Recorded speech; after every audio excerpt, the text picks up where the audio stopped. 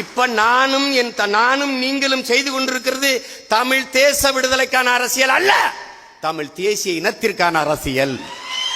தமிழ் தேசிய இனத்துக்கான அரசியல், ஆனால் தமிழ் இன விடுதலை கிடையாது. என்னடா இது? அப்படி ஒண்ணு இருக்குமா? இருக்கு. விதையில்லாத திராட்சை நீங்க பார்த்தது இல்ல? சீட்லெஸ்